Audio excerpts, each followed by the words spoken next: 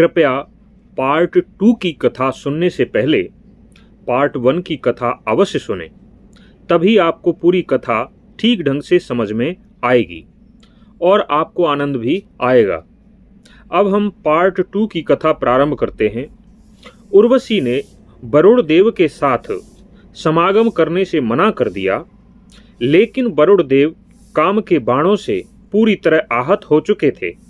इसलिए उन्होंने उर्वशी से कहा, हे सुंदर रूप रंग वाली उर्वशी, यदि तुम मुझसे समागम नहीं भी करना चाहती हो तो भी मैं कामदेव से इतना अधिक पीड़ित हूँ कि तुम्हारे समीप इस देव निर्मित कुंभ में अपना वीर छोड़ दूंगा।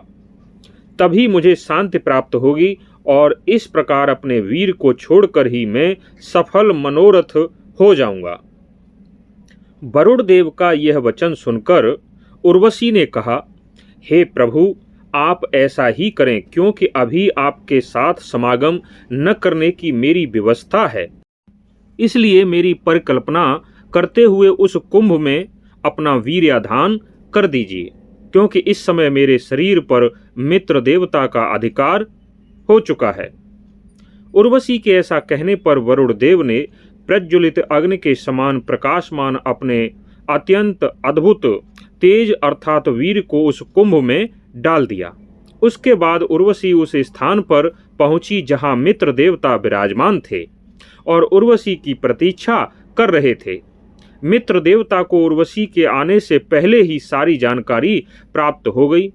इसलिए मित्र देवता उर्वशी पर अत्यंत ही कुपित होकर बोले, हे दुर्बुद्धे, जब पहले मैंने तुझे अपने समागम के लिए आमंत्रित किया था, फिर तूने किस लिए मेरा त्याग कर किसी दूसरे का वरण किया? इसलिए अब तू इस अपराध के लिए कुछ काल तक मनुष्य लोक में जाकर निवास करेगी।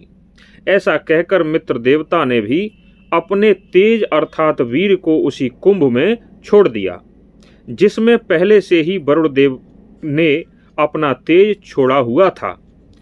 अब हम उस कुंभ के बारे में बताते हैं, जिसमें वरुण देवता और मित्र देवता दोनों का तेज विद्यमान था। उस कुंभ में से दोनों देवताओं के उस वीर से दो तेजस्वी ब्राह्मण प्रकट हुए। पहले ब्राह्मण का नाम महर्षि अगस्त्य था।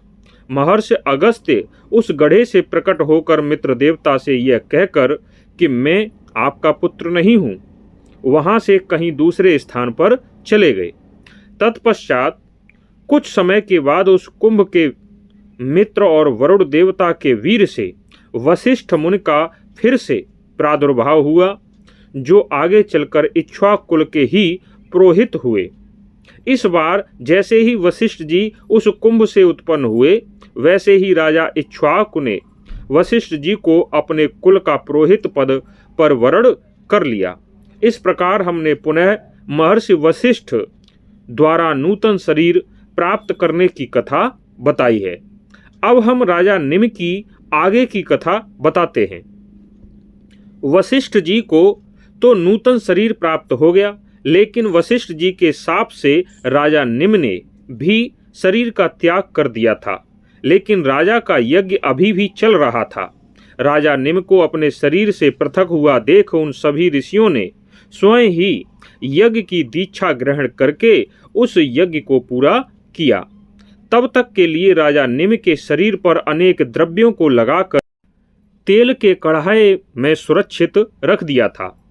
जब यज्ञ समाप्त हुआ, तब महर्षि भृगु ने राजा निम की जीवात्मा से कहा, हे राजन, मैं तुमसे बहुत संतुष्ट हूँ।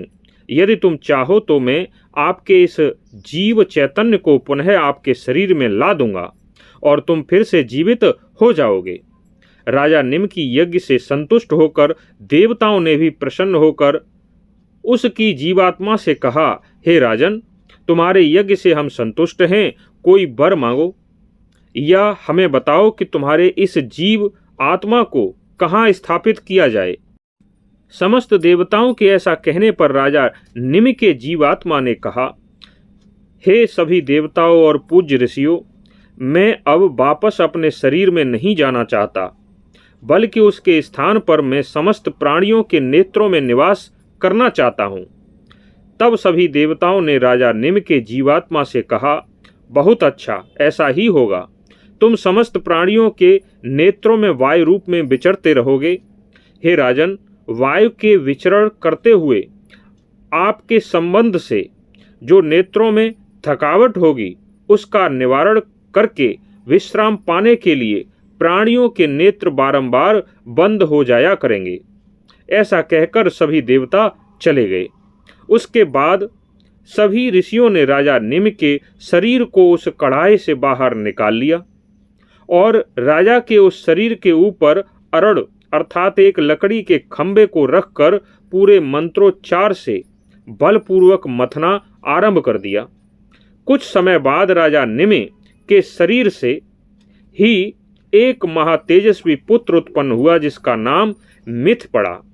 अद्भुत जन्म होने के कारण वह पुत्र मिथ कहलाए और जीव रहित शरीर से प्रकट होने के कारण विदेह अर्थात वैदेह भी कहा गया। इस प्रकार प्रथम विदेहराज जनक का नाम मिथ हुआ, जिससे यह जनक वंश मैथिल कहलाया।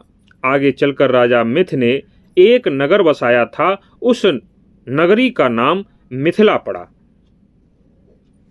धन्यवाद।